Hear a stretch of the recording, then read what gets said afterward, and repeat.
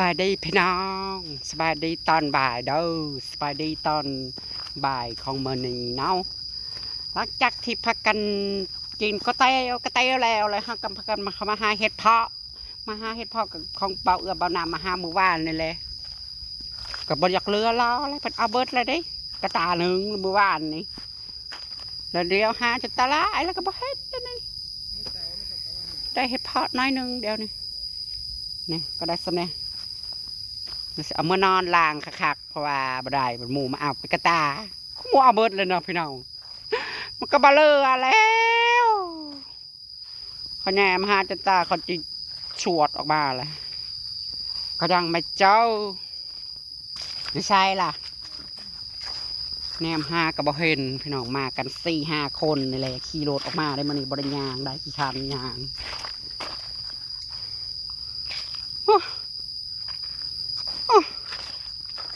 ก็สิหาทัวร์บลันเนาะบ่ทัวร์บ่ทัวร์เพราะคือบ่เห็นแต่เห็ดฟอบ้านนี่มึงนี่ผูกฮะแม่นบ่มันมีแต่เห็ดเพาะบ้านนี่เบิ่งในพันธุ์กินแกงเห็ดเพาะบ้านก็สั่งมาเด้อพี่น้องกิโลละ10 บาทก็สิขายเด้อใช่ว้ายคือว่าผู้มันเนาะไม่ใช่ล่ะเห็นแน่มูละจักดอกมูละ1,000 ดอกจริงจ้ะโอ้ยนี่บ่นี่แหนนเก็บเล็กเก็บหน่อยอืมอืมอืมให้กระจุ่มอืมนี่แหนนมันก็เห็นอยู่ล่ะโอ้ยมึงละบ่มันบ่โอ้ยก็ไม่เหลือไว้หรอเสียมาล้างเสตูไว้นี่มีพระสเก็บให้เจสีนะจ๊ะสเก็บให้ตาหนึ่งค่ะตอนนี้เขาก็ได้ขอนกับตาค่ะหุ่นขี่รถมาด้วยอยู่ปุ๊มันคือบูยูเป็นมู่เป็นจุ่มเป็นพวกบ่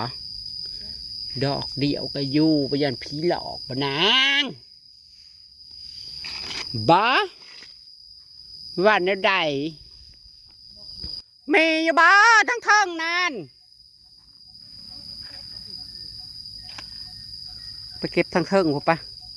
โอ้ยแมงวันนี่กูบ่แม่นขี่เด้อห่วยมาตอมกูอยู่นี่ไงจุพุจิพิอยู่มันเหลือตาเขาเจ้าโอ้ยเหลือตาเขาเจ้าจุบ่แม่นมันแก่เลยบ่ยังแก่หรือมันอ่อนปาดสมดอกซ้ำใครห้ามใหญ่ลีโลบ้านเมืองพออย่างสมดอกไงใช่ปะนั่นเด็กพ่อนั่นนี่มันก็ไข่ละบอกเฮ้ยได้เก็บได้ยับน้ำมูนี่เห็นว่ากับมันมูมาเอาเป็นกระตานี่นี่ดีใส่ผูกโอ้ยนอนเก็บเอาซะมอง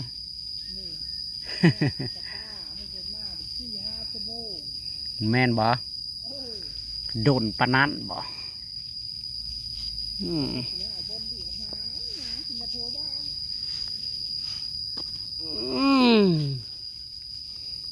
ดอกน้อยก็ย่างเด้อไม่ใช่ล่ะเบิดละบ่ย่างอยู่บ่นั่นลายบ่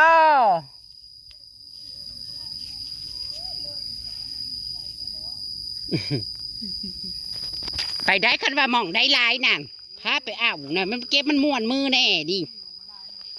เก็บมาพอเท่าไรเลยพอเงยขึ้นวิ่งอีกเลยสร้างแป้นปฏิกระเล่นออกมากินบ่ยุงน่ะก็ได้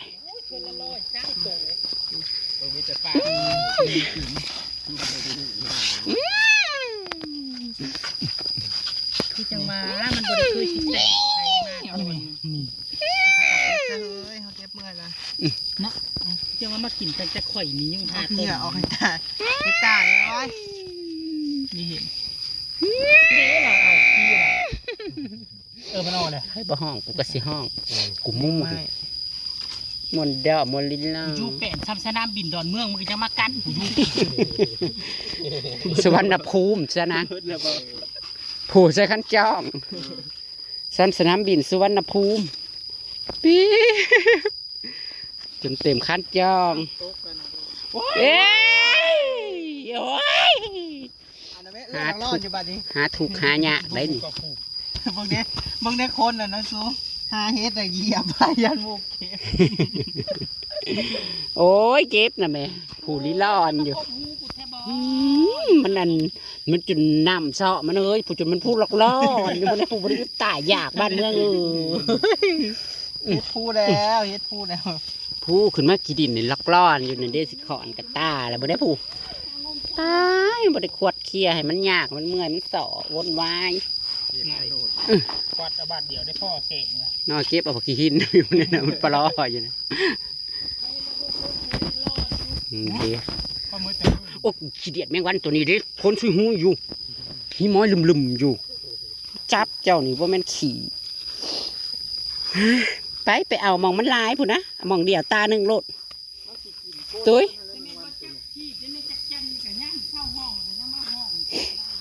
เอาอยู่เลยหลักไล่หันแมงจักจันคุณอยากจะไล่สิถ้าแม่เด็กน้อยนี่ตายอยากไห้เนี่ยมันเจ็บอีหยังเป็นยังยุ่งครบไม่ใส่เอามาสเก็ตนี่นั่นนี่มันจังอ่อนเนาะพี่น้องช่วยมึงแน่รอให้มูขวดอีกเลยสิมีตายเหนียงสองดอกนั่นแหละเบิ่งเลยนะเอามาอย่าเก็บมูสิเก็บจุกอยู่ห่างมันเลยนั่นต้มมือจะมันกินตะกุ่มเลิศกูนี่มันแฉะเลยบ่กระซุ่มลวดควายเฮ้ยลวดมันเกิดหามนั่นดีจะได้ซ้ำนี่จ้ะมันออกเขาในห้อยโคง่อยงัวบ่นั่นนี่ก็ออกบ่แม่นสบ่เอานั่นบ่ออกแล้วนี่โอ้ดิบนนี้ห้อยงัวนี่ห้อยควายนี่บ่แม่นบ่นะพูดนะแม่นก็ได้งัวเหยียบแตกเลยนี่เป็นฝานั่นนี่นะนี่โอ้ยมาเป็นอย่างนี้นี่บ่แม่นบ่นี่ดินี่เว้ยนั่นนี่ก็มาออกนะสูดินทรายเลยโพ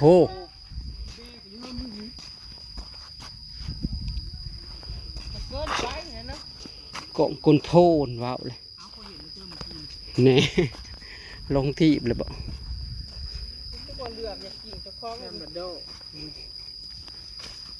ล็อกเดียวบ่ทำไมเธออยู่ทำไมตะวะเฮ้ยมีลายบ่อยน้อย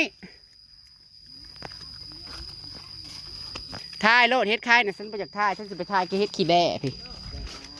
ทั้งได้โมเมนต์บักขี้หินบ่จักดอกในสายคนนะ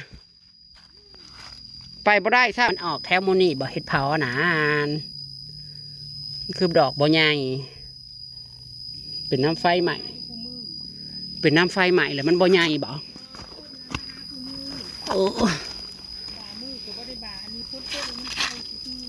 ก็ยังเรือตาอยู่บ่ยังเรือล้อตาโอ้ยมาเด้อมาเก็บเพชรเพาะฝ้ายนำกันเด้อพอได้เก็บได้ยำนี่ข้าเจ้าก็หาอยู่เอาหน่วยซ้ำกระปั้นเอาอีกเลยอย่ามาว้าวได้เห็นแล้วฮะเอาได้ใส่อีอุ้ยกูเมื่อยเด้คันว่ากองอยู่หันพระพากูแล่นมาตายยังมองมันเขาเอาแหละ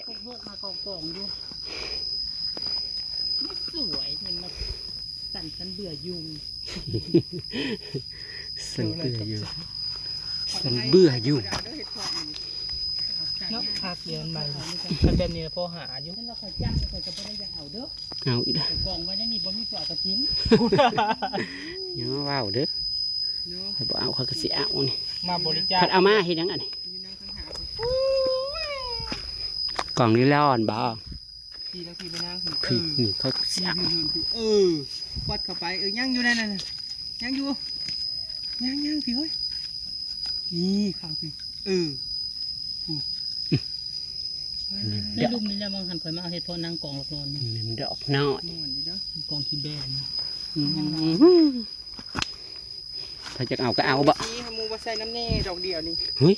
เฮ็ดไข่ดอกเดียวก็มาป่นหมู ไข่ น้ำมูกก็เหยียบถิ่ม พูดได้ฉันมาหาเห็ดเพาะฉันมาหาเห็ดไก่ไปว่าฉัน ฉันมาหาเฮ็ดเพาะนะจ๊ะฉันบ่ได้มาเอาเฮ็ดไข่มาเกะกะเด้อ เก็บเห็ดเพาะเป็นเห็ดละโงกเก็บอยู่ไม่เอาให้กินเห็ดเพาะเอาอันตีได้สิไอ้บนไข่ยืม โลดหาเด้อพี่น้อง เอามันคือมีแต่ดอกบานใช่ป่ะ โอ้ยังบ่เต็มตาอยู่ เห็ดนะ ใช่ มันใหญ่จังมาเอาเลย มันบ่ได้มันจังสิใหญ่โบเลี้ยวซ้ำนี่ก็ใหญ่แหละ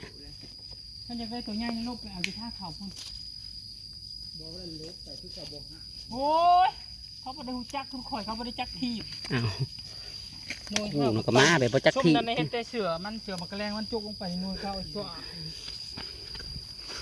เฮ้ยไม่ใส่เลยเลี้ยวมา อันนี้งาคันมันพ่น ปุกอ่างเดี๋ยวเราสุกเก็บกล่องไว้ผัดบ่บอกให้หมู่ไปเอาหมายความว่าอะไรกูยังบ่ได้เครื่องตาอยู่มึงพอสิมาเบาไม่ใส่อีกเน่า เก็บ มึง ให้มันพูน้องเลย โอ้ยพี่น้องเอ้ยบ่ได้แนะนำซะเพิ่นโอ้ยน้องเอามาเกาะโฮมกะลิลอนอยู่โอ้ยเจ็บเอาสิหายากจังเด้อ ไปท่าเดี๋ยวแม่ ซ้ำเฮ็ด จ้า ซ้ำเฮ็ดพอมันมาเกาะโฮมกันให้เก็บอยู่นี่ ที่อยากให้พ่อไปเอาให้ข้าดีกว่า แม่นและเต็มตู้เลย มีแนวว้าวบ่เอาฉันก็สิเอาเนาะ แซ่บดีไรเห็ดพอ พี่น้องเอ้ยตัวนี้นะเน่าเลยบ่เอา ลวกออกมาแล้วก็น้ำกินลิ้นไม่คอยมือวาน ใส่เกลือเนาะ บริการจะกระเทียมบ้าใส่เปลือกมันใส่แบบดีตัว ข้าวเก็บเอาอีน้อยให้มันเต็มตาเหมือนล่างนี่ข้าวกล่องนี่คือขี้แบ่นี่ คองกับลั่นเอา คอยประเทศแต่ดอกบานมันแทบบานตีมันอยู่มันหยาอยู่ใส่มันได้เต็มตาอยู่บ่ เต็มแล้ว ยังอีกครึ่งหนึ่งผู้พัสเต็มไปเต็มหันสิบล่างนี่เป็นเดือนผู้บ่สิบล่างเดือนหนึ่งผู้บ่ เจ้าบ่เอาเดี๋ยวเจ้าขี่รถเหยียบนี่ คือถ้าบุตรกว่า ต้องถามจังบ่สดใสมันเปื่อยน้ำกับดอก โอ้โหจนประเด็นเด้อ มาเลย ม เมื่อไหร่แล้วมันเต็มกระตาแต่ยูดุมคน วันนี้บรรลุท่านเนาะบรรดาว่าเขาบ่ฮู้บ่ลืมได้เขาก็มาสอกมาจกเอาไปเบิดแล้วเพราะแล้วซ้ำนี่ละขี้ข้านล่างเนาะก็ผูก บ่คนเด็กเล่นไรกัน บนนะเมื่อยเลยมีแต่สีอำลาผ้าเมื่อนี่แหละพี่น้องซ้ำนี่แหละเขา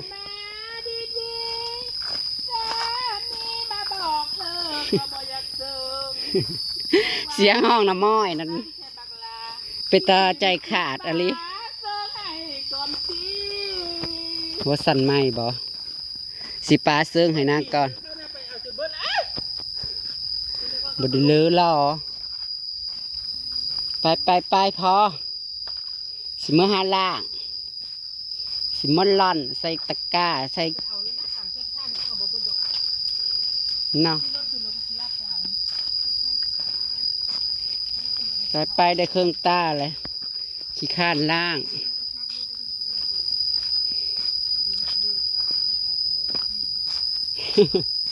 ขันว่าข้อมากองไว้ให้เขาเฮ้ยเอามากองให้เขาก็กังจังเขาเก็บเอา